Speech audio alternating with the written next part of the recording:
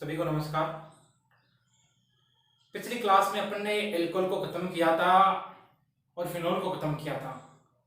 आज अपन बात करेंगे ऑक्सीजन क्रियात्मक समूह में ईथर के बारे में। तो आज का अपना टॉपिक रहेगा ईथर। ईथर इसको आप कहते हो ईथर, और इसमें जो मिलेगा आपको इस प्रकार का ग्रुप मिलता है, यानी कि जो ऑक्सीजन की दोनों वैलेंसी है वो किसी एल्किल ग्रुप द्वारा संतुष्ट होती है। आप यहां लिख सकते हो, यदि किसी एल्किल समूह द्वारा ऑक्सीजन की दोनों वैलेंसी संतुष्ट होती है तो उसे आप क्या कहोगे? उसे आप ईथर कहते हो। ठीक है, चलिएगा। आपका जो ईथर होता है उसको आप इस प्रकार लिख सकते हो, मान लो दोनों तरफ एल्किल ग्रुप ROR लिखा जा सकता है, बिल्कुल लिख सकते हो। आगे अपन बात करें इसका जनरल फॉर्मूला क्या होता है, सामान्य फॉर्मूला, सामान्य सूत्र। तो देखो ईथर का सामान्य सूत्र होता है CnH2n + 2O। ये इसका सामान्य सूत्र होता है। n की वैल्यू यहां पर सदैव क्या होती है? एक से ज्यादा होती है, तो n ऑलवेज ग्रेटर देन 1। आप लिख सकते हो n का मान सदैव एक से अधिक होता है, सदैव एक से अधिक होता है। ये n की वैल्यू होती है। चलो, n की वैल्यू सदैव एक से ज्यादा होती है तो n बराबर क्या रखोगे? आप 2 रखोगे। रखो आप n बराबर 2, तो C2H2 × 2 + 2O बन गया। क्या बना? C2H4 + 2O। ये बन गया C2H6O, और आप इसको ऐसे लिख सकते हो CH3O CH3। देखिएगा, ऑक्सीजन की दोनों जो वैलेंसी है वो किसी एल्किल ग्रुप द्वारा संतुष्ट है, बिल्कुल। आपका जो ईथर होता है, इस ईथर को बोला जाता है जल का एनहाइड्रोक्साइड, यानी इसको आप कहते हो एनहाइड्रोक्साइड ऑफ वाटर भी बोला जाता है। इसका मतलब क्या है? ये आपके कोई जल का अणु है, ठीक है, H2O है। अब इसको आप ऐसे लिख सकते हो H2O। हो गया। आप क्या करोगे? यहां से दोनों हाइड्रोजन को रिप्लेस करोगे किसी एल्किल ग्रुप द्वारा, तो 2 हाइड्रोजन उठाओगे, 2 क्या लगा दोगे? आप कोई एल्किल ग्रुप लगा दोगे, तो आपका क्या बन जाता है? ROR बन जाता है। इसी कारण इसको क्या बोला गया? जल का एनहाइड्रोक्साइड बोला गया है। या आप क्या बोल सकते हो, आपका जो एल्कोहल होता है, आप लेते हो ये एल्कोहल और यहां से क्या निकालते हो? बाहर H2 बाहर निकालते हो, तो भी ये क्या हो जाता है? यहां आपका ROR बन जाता है, ईथर बन जाता है। क्लियर है? चलो आगे बात करते हैं अपन। ईथर है, इसके क्लासिफिकेशन की, तो हेडिंग लगाइए आप, क्लासिफिकेशन ऑफ ईथर। ईथर का वर्गीकरण देखते हैं। क्लासिफिकेशन ऑफ ईथर या ईथर का वर्गीकरण देखिएगा। क्लासिफिकेशन ऑफ ईथर, देखो ईथर 2 प्रकार की होती है। एक तो होती है आपकी सरल एवं सममित ईथर, एक होती है मिक्स्ड ईथर। तो पहला इसमें क्या होगा अपना ईथर के क्लासिफिकेशन में, इसको बोलोगे आप सिंपल या सिमेट्रिकल ईथर। सिंपल या सिमेट्रिकल ईथर का मतलब हुआ सरल या सममित ईथर। इसका मीन्स ये हुआ कि यदि आपके पास में ऑक्सीजन से जुड़े हुए दोनों एल्किल ग्रुप समान हो तो उसे आप क्या बोलोगे? सरल या सममित ईथर बोलोगे। ठीक है, देखिएगा क्या होने वाला है। ये ऑक्सीजन है और इसे दोनों मान लो एल्किल ग्रुप समान जुड़े हुए हैं, तो इसे आप क्या बोलोगे? इसे आप बोल दोगे सममित ईथर। दोनों तरफ एल्किल ग्रुप है तो R आपका क्या है, यहां कोई एल्किल ग्रुप है। ठीक है, आगे देखो, मान लो ऐसा भी तो हो सकता है AR OR, दोनों ओर आपके एरिल ग्रुप हो। क्या हो, दोनों ओर AR का मतलब क्या हो गया आपका कोई एराइल ग्रुप हो। या आप इसको ऐसे लिख सकते हो C6H5O C6H5 लिखा जा सकता है। इसको आप ऐसे लिख सकते हो CH3O CH3, इसको लिखा जा सकता है CH3CH2O CH2CH3। इसका मतलब ये हुआ कि इस ऑक्सीजन से दोनों ओर यदि आपके समान एल्किल ग्रुप जुड़े हुए हो तो उसे आप क्या कहते हो, सममित ईथर या सरल ईथर कहते हो। दूसरा अपना जो ईथर होता है उसको आप कहते हो मिक्स्ड ईथर, और इसको आप बोल सकते हो अनसिमेट्रिकल ईथर, अन या एसिमेट्रिकल ईथर। मीन्स क्या हुआ, मिश्रित या असममित ईथर, इसको बोलोगे आप मिश्रित या असममित ईथर। यानी कि ऑक्सीजन से जुड़े हुए आपके एल्किल ग्रुप डिफरेंट हो तो उसे आप क्या बोल दोगे, मिश्रित या असममित ईथर बोल दोगे। तो यहां पर ऑक्सीजन है, यहां R है मेरे पास में, और यहां R है, इसको मैं बोल सकता हूं R डैश। इसका मतलब क्या हुआ, R और R डैश आपके क्या नहीं है, यहां बराबर नहीं है। जबकि यहां बात करेंगे अपन तो आपके R और R डैश हमेशा क्या होंगे, बराबर होगी। दोनों एल्किल ग्रुप आपके समान होगी, जबकि यहां क्या हो गया, आपके डिफरेंट होते या R डैश हो गए। जैसे बात करेंगे अपन CH3O CH2 CH3। देखो एक तरफ तो आपका मेथिल जुड़ा हुआ है, एक तरफ क्या जुड़ा हुआ है, आपका कोई एथिल ग्रुप जुड़ा हुआ है। चलो एक ये हो सकता है, एक तरफ जुड़ा हुआ है आपका कोई एराइल ग्रुप जुड़ा हुआ है ऑक्सीजन से, एक तरफ क्या जुड़ा हुआ है, आपका कोई एल्काइल ग्रुप जुड़ा हुआ है। ये जुड़ा हुआ है कोई आपका एल्काइल ग्रुप जुड़ा हुआ है। तो ये क्या हो गया, आपका मिश्रित ईथर बोलोगे इसी को, और इसी को क्या बोलोगे, अनसिमेट्रिकल। सिमेट्री का मतलब क्या है, देखो यहां से ये दो भागों में विभाजित हो रहा है, इधर से ये दो भागों में विभाजित हो रहा है। क्लियर है यहां तक, ये हो गया। अब अपन बात करने जा रहे हैं ईथर के नामकरण की। नोमेनक्लेचर देखेंगे और सब कंपाउंड का वहां पर क्या देख लेंगे, नामकरण देख लेंगे। तो हेडिंग लगाइए नोमेनक्लेचर ऑफ ईथर। ईथर का नामकरण किस प्रकार होता है उसकी चर्चा करते हैं। देखिएगा, नोमेनक्लेचर ऑफ ईथर।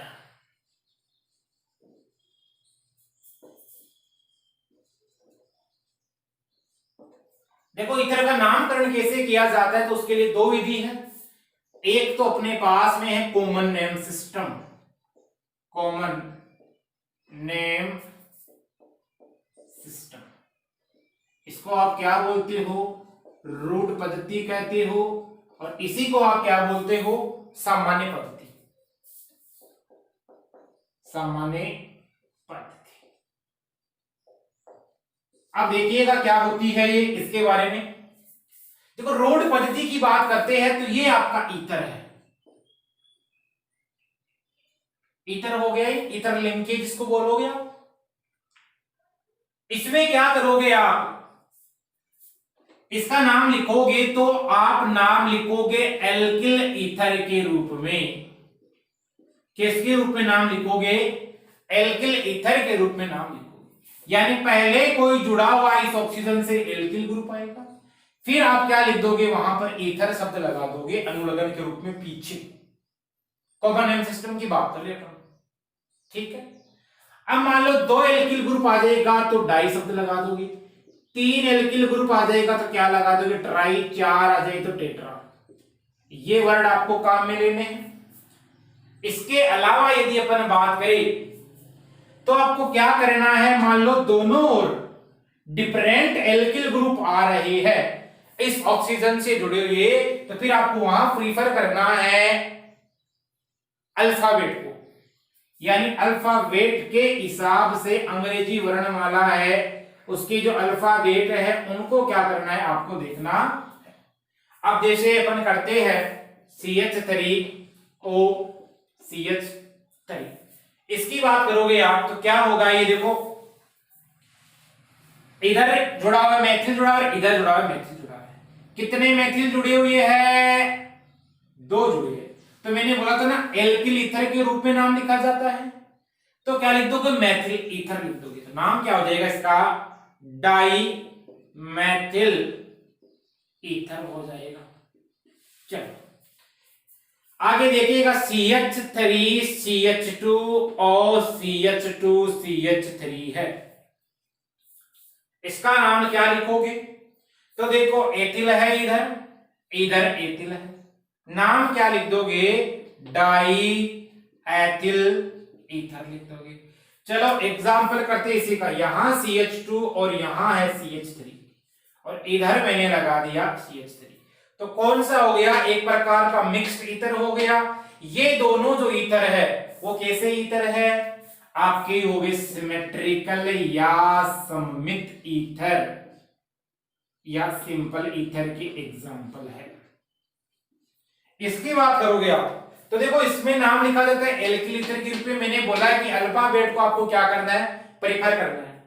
देखो इधर जुड़ा हुआ है मैथिल, इसका मतलब अल्फाबेट में क्या आता है, एम आता है, इधर जुड़ा हुआ है क्या आपका एथिल, ई आता है। अब नोमेनक्लेचर कर रहे हैं अपन, रोड प्रति करो चाहे आईपीएस से प्रति करो, वहां पर अल्फाबेट को आपको मान्यता देनी, यानी अंग्रेजी वर्णमाला के अनुसार यदि पहले कोई वर्ड आता है तो उसको आप लिखोगे।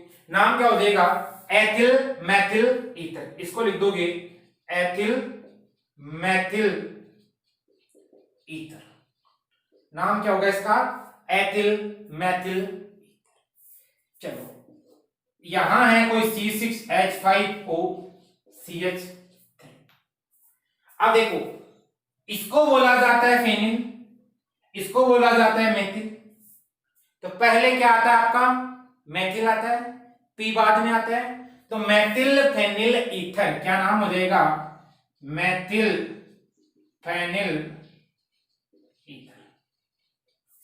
या ऐसे हो C6H5O C6H5 हो, क्या बोल दोगे इसको नाम, डाईफेनिल ईथर कह दोगे, डाईफेनिल ईथर हो जाएगा। चलो कर दोगे यहां तक, किसी प्रकार की कोई समस्या नहीं है। चलो एक एग्जांपल और करते हैं, एक ये CH3 है, O है, यहां CH है, यहां CH3 है और यहां CH3, आप बताओ देखिए इसका नाम क्या होगा मेरे को, ये ग्रुप जुड़ा हुआ कौन सा है, आइसोप्रोपिल ग्रुप जुड़ा हुआ है, इसका नाम बताइए, देखिए क्या नाम होगा, कर लिया, चलो क्या नाम लिखा, देखो ये ग्रुप कौन सा जुड़ा हुआ, आइसोप्रोपिल, और ये मेथिल और ईथर, नाम क्या हो जाएगा, आइसोप्रोपिल मेथिल ईथर। ये तो हो गया अपना सामान्य नाम यहाँ जिसको आप कहते हैं कॉमन नेम सिस्टम। दूसरा अपन बात करेंगे आईयूपीएसी नेम सिस्टम की, तो दूसरी हेडिंग लगाओ आप इसमें, आईयूपीएसी सिस्टम से ईथर का नोमेनक्लेचर। देखो ईथर का नोमेनक्लेचर है वो बड़ा इजी है, हार्ड नहीं है, बिल्कुल इजी टॉपिक है। 2 नंबर हेडिंग लगाएगा आप, आईयूपीएसी सिस्टम से अपन क्या कर रहे हैं, इसका नोमेनक्लेचर कर रहे हैं। देखो आईपीएसी सिस्टम में यदि आप नोमेनक्लेचर करते हो तो आपको वर्ड लिखना होता है एल्कोक्सी एल्केन, इस फॉर्म में आप नाम लिखोगे। अब एल्कोक्सी क्या है उसकी बात कर लेते हैं। यदि ऑक्सीजन से कोई छोटा एल्किल ग्रुप जुड़ा हुआ है तो उसे हमेशा आप एल्कोक्सी भाग मानोगे। लिख रहा हूं मैं, यदि ऑक्सीजन से छोटा कोई एल्किल ग्रुप जुड़ा हुआ है, छोटा कोई एल्किल ग्रुप जुड़ा हुआ है तो उसे आप क्या बोलोगे? उसे एल्कोक्सी भाग माना जाता है। अब देखिएगा, इसको देखते हैं अपन, एल्कोक्सी एल्केन के रूप में इसका नाम कैसे लिखा जाएगा। देखो ये वाला है, तो यहां पर तो ये समेट की तरह है, तो वहां देखने की जरूरत नहीं है। क्लियर है? वो कब देखोगे आप? जहां असमेट की तरह रहेगा। तो इसका एल्कोक्सी एल्केन के रूप में तो इतना पार्ट तो क्या हो जाएगा? OCH3 हो गया तो मेथोक्सी। देखो मैंने पहले भी बता रखा है, OCH3 मेथोक्सी, OC2H5 एथोक्सी। इसको बोला जाता है मिथोक्सी, और इसको क्या बोला जाता है? इथोक्सी कहते हो। तो ये क्या आपका हो गया? CH3OCH3। एल्कोक्सी एल्केन के रूप में लिखा जाएगा तो मेथोक्सी, और एल्केन यानी एक एल्केन भाग में कितने कार्बन है? एक कार्बन है, तो नाम क्या हो जाएगा इसका? Methoxy methane. Methoxy methane. फिर अगला है अपने पास में CH3 CH2 और CH2 CH3। इसकी बात करते हैं तो यहां देखिएगा, ये इधर एथिल है और इधर आपका क्या है? एथिल है। एल्कोक्सी एल्केन मतलब ये एथोक्सी बोलोगे इसको, और दो कार्बन है एल्केन वाले भाग में, तो कोई सा एल्कोक्सी मान लो, कोई सा एल्केन मान लो, यहां कोई फर्क नहीं पड़ेगा। तो क्या लिख दोगे इसका नाम? एथोक्सी एथेन लिख दोगे। इधर एक तरफ CH3O और इधर एक तरफ CH2 CH3 है। अब देखो यहां पर क्या करोगे आप? अब ये जो मैंने नियम लगाया है वो लिखोगे। नियम क्या है आपका? एल्कोक्सी ग्रुप हमेशा छोटा भाग माना जाता है, तो छोटा भाग कौन सा हो गया? मेथोक्सी हो गया। और एल्केन वाला क्या हो गया आपका? कोई बड़ा भाग हो गया। तो इसका नाम लिखोगे तो क्या हो जाएगा? मेथोक्सी एथेन हो जाएगा। इसका नाम लिख दोगे आप, मेथोक्सी एथेन लिख दोगे। चलो इसका नाम बताइए, देखिए क्या होगा?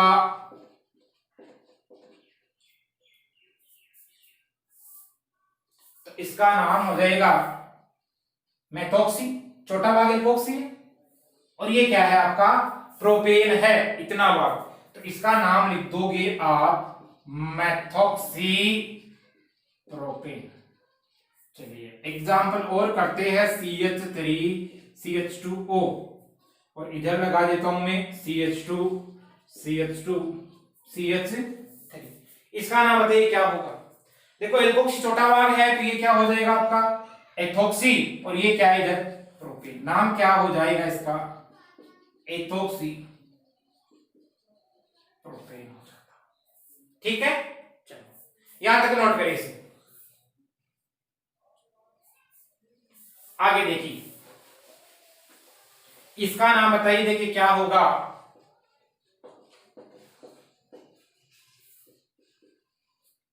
इसका नाम बताओ क्या होगा? अब देखिए नंबरिंग करेंगे पहले, 1 2 3। छोटा वाला भाग है एल्कोक्सी भाग है, ये बड़ा वाला भाग है। ठीक है, तो एल्कोक्सी भाग कितने नंबर पे है? 2 नंबर पे, तो 2 मेथोक्सी प्रोपेन। नाम क्या हो जाएगा? 2 मेथोक्सी प्रोपेन बोल दोगे।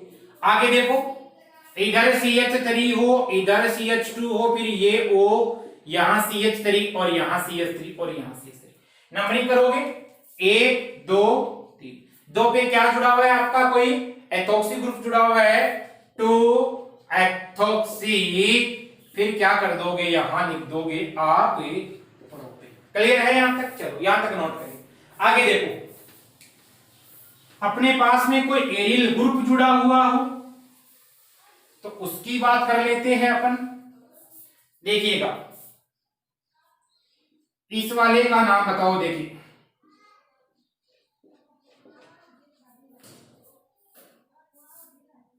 इसका नाम लिखते हो आप तो क्या हो जाएगा?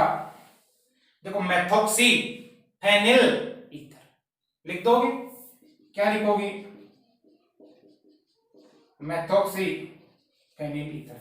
चलो वो तो शॉर्ट में, इसका जो सामान्य नाम बताया गया ना एरोमेटिक कंपाउंड थे, और आईपीएस ने जो इनका नाम बताया था वो नाम ही आपको क्या करना है, मुख्य रूप से आईपीएस नाम मानते हुए चलना। तो देखो ये है, जैसे इसको क्या बोलते हो आप, मेथिल फेनिल ईथर कहते हो, सामान्य नाम था वो। इसको क्या बोलोगे आप, मिथॉक्सी बेंजीन, एल्कोक्सी पार्ट है और उससे जुड़ा हुआ क्या है आपका, कोई एल्किल ग्रुप जुड़ा हुआ, मतलब बेंजीन जुड़ा हुआ है। इसको क्या कहते हो, एनिसोल कहते हो। आगे देखो, ये कोई कंपाउंड है मेरे पास में OCH2, यहां जोड़ दिया मैंने CH3। इस वाले को बताइए क्या लिखोगे, इथॉक्सी बेंजीन लिख दोगे, और ये क्या होता है, फेनिटोल होता है। मैंने आपसे पिछले लेक्चर में इनकी रेजोनेटिक स्ट्रक्चर पूछी थी, शायद आपने किया होगा। फेनिटोल इसको क्या करते हैं, सामान्यतः बोला जाता है। तो ये आपका हो गया एनिसोल, और ये आपका क्या हो गया, फेनिटोल। तो ये अपन ने देख लिया है इनका नोमेनक्लेचर आईपीएसी सिस्टम से और रूढ़ पद्धति से। अब अपन देखते हैं इसकी इलेक्ट्रॉनिक स्ट्रक्चर, किसकी, ईथर की। तो हेडिंग लगाइए, electronic structure of ether. Electronic structure की बात करते हैं। देखो ईथर में ऑक्सीजन परमाणु होता है, आप जानते हो ऑक्सीजन परमाणु पे क्या होता है, लोन पेयर प्रेजेंट होता है। वो क्या है, इसके इलेक्ट्रॉनिक स्ट्रक्चर है। तो आप लगाइए इलेक्ट्रॉनिक स्ट्रक्चर ऑफ ईथर। देखिएगा इलेक्ट्रॉनिक स्ट्रक्चर क्या होती है। ये देखो ऑक्सीजन है तो यहां R और R जुड़ा हुआ है, मतलब यहां कोई लोन पेयर होगा। ये सममित ईथर है, ROAR है, यहां पर भी क्या होगा, लोन पेयर होगा। ये असममित ईथर है, AROAR है, यहां पर क्या जुड़ा हुआ है, कोई लोन पेयर जुड़ा हुआ है। क्लियर है। तो ये क्या है, आपके इलेक्ट्रॉनिक स्ट्रक्चर होगी किसकी, ईथर की। आगे देखो अपन बात करते हैं, ईथर है उसकी आइसोमेरिज्म की। आइसोमेरिज्म इन ईथर, ईथर में समायोता की बात करते हैं। तो हेडिंग लगाइए आप, आइसोमेरिज्म इन ईथर। ईथर में समायोता, याद करो अपन ने जहां समावेयता पढ़ी थी वहां पर मैंने आपको बताया था कि ईथर किसका समावेशी होता है, कौन सी समायोता दर्शाता है, पता किया कुछ। एल्कोहल का क्रियात्मक समूह समावेशी होता है क्या ईथर, बिल्कुल होता है। तो दो प्रकार के समावेश दर्शाता है, एक तो दर्शाता है फंक्शनल ग्रुप आइसोमेरिज्म, एक तो दर्शाता है फंक्शनल ग्रुप आइसोमेरिज्म। क्या बोलते हैं इसको, क्रियात्मक समूह समावेयता, क्रियात्मक समूह समावेयता दर्शाता है आपका ईथर। एक अपन बात करते हैं तो ईथर दर्शाता है मेटामेरिज्म, जिसको आप क्या बोलते हो, मध्यावयवता। अपन बात करने जा रहे सबसे पहले फंक्शनल ग्रुप आइसोमेरिज्म की। चलो, एक मेरे पास में कोई मॉलिक्यूल है जिसका मॉलिक्यूलर फॉर्मूला क्या है, C2H6O है, मान लो ये है C2H6O, ये क्या है, उसका मॉलिक्यूलर फॉर्मूला है। अब आपको बताना है, आइसोमेरिज्म की बात करेंगे इसमें। तो देखो एक आइसोमर तो इसका ये बनेगा CH3 और CH3 बन जाएगा, क्या बोलोगे इसको, डाइमेथिल ईथर कह दोगे। चलो, और CH3 CH2OH बन जाएगा। देखो इसमें 1 2 कार्बन है, 3 2 5, एक 4 हाइड्रोजन है और एक क्या है आपका ऑक्सीजन है। इसको क्या कहते हो, एल्कोहल कहते हो। आप मेरे को बताइए एल्कोहल और आपके जो ईथर होते हैं ये आपस में कैसे आइसोमर होते हैं, फंक्शनल ग्रुप आइसोमर होते हैं, यानी क्रियात्मक समूह समावेशी होते हैं। चलिएगा अब देखो एक सजा के श्रेणी बनानी अपने को, मान लीजिएगा C3H8O बन गया। CH2 का अंतर होता है सजातीय श्रेणी में। ये मेरे पास में कोई दे रखा है मॉलिक्यूलर फॉर्मूला। अब आपको बताने हैं इसके आइसोमर बताने हैं, तो क्या करोगे, यहां पर 3 कार्बन है तो एक तरफ CH3CH2 O और इधर क्या लगाओगे आप CH3। देखिएगा क्या बना आपका, देखो 3 कार्बन, 3 2 5 3 8 हाइड्रोजन और एक आपका ऑक्सीजन। क्लियर है? इसको क्या कहते हो, एथिल मेथिल ईथर बोल देते हो, एथिल मेथिल ईथर हो जाता। आगे देखिएगा, आगे अपन बात करते हैं, तो देखो इसका बना दोगे आप एल्कोहल, एल्कोहल बनाओगे तो CH3 CH2 CH2 और 3 कार्बन वाला एल्कोहल बन जाएगा। देखिएगा 3 कार्बन है, 1 2 3 कार्बन, हाइड्रोजन कितने 8, 3 2 5 2 7 1 8, एक क्या है आपका ऑक्सीजन है। क्लियर है? ये क्या है आपका एल्कोहल है, और एल्कोहल कौन सा है, इसको बोलते हैं प्रोपेनॉल या प्रोपिल एल्कोहल। ये आपका हो गया प्रोपेनॉल। क्लियर है? अब देखो आपके लिए क्वेश्चन लिख रहा हूं मैं, आपको ये होमवर्क है, आपको बताना है C4H10 दूसरा है C5H12 पॉसिबल आइसोमर बताने हैं आपको। कौन कौन से आइसोमर पॉसिबल हो सकते हैं, ये दो तो हो गए, यदि इसके अलावा यदि कोई है तो वो भी आपको बताने, ये आपके लिए गृह कार्य है। चलो ये हो गया क्रियात्मक समूह है समायोता, यानी यहां से क्या बताओगे, एल्कोहल और ईथर आपस में आपके क्या होते हैं, क्रियात्मक समूह है, समावेवी होते हैं। अब आइए अपन देखते हैं समायोता में अगला पॉइंट मध्यायोता की बात करते हैं। तो देखो ईथर आपके मध्यायोता में दर्शाते हैं, यानी कोई एल्किल ग्रुप होगा और उसके मिडिल में क्या करोगे आप, कोई ग्रुप जोड़ते जाओगे। क्लियर है? चलिएगा लगाइए हेडिंग मध्यावयवता, या जिसको आप क्या बोलोगे मेटामेरिज्म, यानी एल्कोहल आपका क्या दर्शाता है, मध्यावयवता दर्शाता है। एग्जाम्पल देते हैं अपन, C4H10O है कोई मेरे पास में, और इसके मेटामर्स बनाने हैं आपको, मध्यावयवी बनाने हैं। कैसे कैसे बनाओगे, वीडियो को पूछ करो और मेटामर्स बनाओ, क्योंकि मैंने पहले आपको आइसोमर में बता दिया है ये सब। बताइए देखिए कैसे करोगे, कर लिया होगा अब तक, चलो बताओ देखिए क्या किया। हाँ तो मेटामर्स की बात करते हो, ऑक्सीजन है, यहां पर लगोगे CH2, यहां रख दोगे CH3, 4 कार्बन है CH2 CH3 बना दोगे क्या, एक तो ये बन जाएगा ना। देखो 1 2 3 4 कार्बन, 3 2 5 2 7 3 10 हाइड्रोजन और एक आपका ऑक्सीजन। क्या बोलोगे इसको, डाई एथिल ईथर, इसको बोल देते हो डाई एथिल ईथर कह देते हो। आगे देखिएगा, इसका एक ये बन सकता है क्या, CH3 और CH2 CH2 CH3। पॉसिबिलिटी देखनी अपने को, तो क्या करना है, 3 2 5 2 7 3 10, 1 2 3 4 और 1 बन गया। क्या नाम होगा इसका, मेथिल प्रोपिल ईथर। क्या बना, मेथिल प्रोपिल ईथर। और कुछ बन सकता है क्या इसके द्वारा, देखो देखिए एक आइसोप्रोपिल बन सकता है क्या, देखो CH3O CH3 सॉरी O, यहां CH, यहां CH3 और यहां क्या आपका CH3। काउंट कर लो कार्बन, 4 कार्बन है, 3 1 4 3 7 3 10 बन सकता है। Isopropyl methyl ether, isopropyl methyl ether आपने यहां क्या कर दिया है, फॉर्म कर दिया। 3 आइसोमर बने इसके। आपके लिए क्वेश्चन है, इसके मेटामर्स बनाने हैं आपको, C5H12O और यहां लिख रहा हूं मैं C6H14O।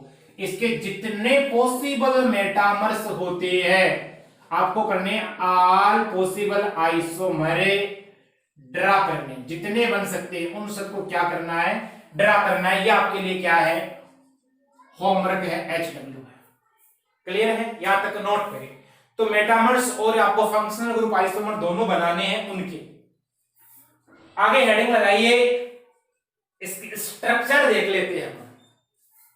तो लगाइए heading structure of ether, ether की संरचना देखिएगा। स्ट्रक्चर ऑफ ईथर, देखो ईथर में आप जानते हो लोन पेयर होता है। अब देखो जल का क्या माना जाता है, एन हाइड्रोक्साइड माना जाता है, मतलब एल्कोहल का तो व्युत्पन्न है, क्लियर है। एल्कोहल का क्या करोगे आप, कोई हाइड्रोजन हटाओगे, देखो ऐसा था ना, एल्कोहल है, इसका एक हाइड्रोजन हटाओगे, एल्किल ग्रुप जोड़ोगे, ये हो गया। ईथर को एल्कोहल का व्युत्पन्न माना जाता है, पता है ये तो आपको। चलो अब देखो स्ट्रक्चर की बात करोगे आप, तो सबसे पहले आप जानते हो ये आपका होता है जल होता है, और यहां होते क्या है, लोन पेयर होते हैं। इसमें जो बॉन्ड एंगल होता है 104.5 डिग्री होता है, ठीक है। चलो 104.5 डिग्री बॉन्ड एंगल हो गया है। इसकी जो आकृति होती है वो क्या होती है, बेंट होती है, या इसको आप क्या कहते हो, वी शेप आकृति कहते हो। हाइब्रिडाइजेशन निकालते हो तो क्या आता है, sp3 आता है। दो तो सिग्मा बॉन्ड है और दो ही क्या है आपके लोन पेयर है। एन की वैल्यू क्या आती है, 4 आती है, जिसके कारण आपका हाइब्रिडाइजेशन निकल के क्या जाता है, sp3 निकल के आता है। क्लियर है। चलो आगे बात करते हैं। अब देखो एक मैंने क्या किया, हाइड्रोजन को उठाया और कोई मिथाइल ग्रुप लगा दिया।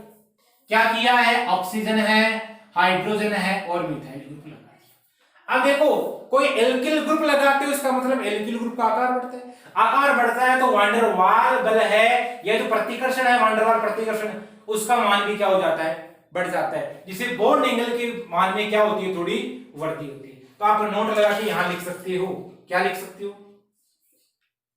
यदि बड़ा आकार का आप क्या लगाओगे, एल्किल ग्रुप ऐड करोगे।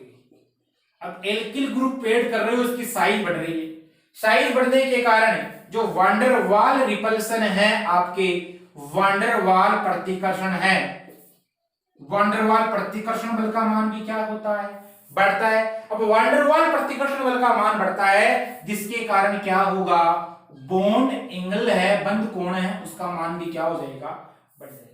क्या लाइन लिखी है मैं देखिएगा, यदि आप एल्किल ग्रुप का आकार बढ़ाते हो, साइज बढ़ाते हो, या एल्किल ग्रुप की संख्या बढ़ाते हो, तो होने वाला क्या है, वांडरवाल प्रतिकर्षण है वो ज्यादा हो जाता है, और वांडरवाल प्रतिकर्षण के ज्यादा होने पर आपका जब बॉन्ड एंगल है, बंद कोण है, वो क्या हो जाता है, बढ़ जाता है।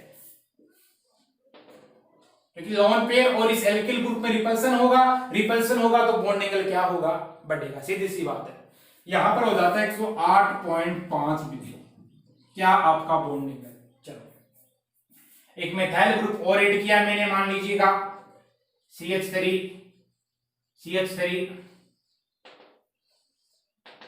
अब यहां पर बॉन्ड एंगल आपको जो प्राप्त होता है 112 डिग्री प्राप्त हो जाते हैं। तो क्या देखा आपने, देखो बड़ा ग्रुप जोड़ा आपने, ये एल्किल ग्रुप यहां एक था, यहां 2 एल्किल था, एल्किल ग्रुप की संख्या बढ़ाई है, साइज बढ़ी है, वान डेर वाल रिपल्सन बढ़ा है, और बॉन्ड एंगल की वैल्यू क्या हो गई आपकी, यहां बढ़ गई। क्लियर है यहां तक, चलिएगा।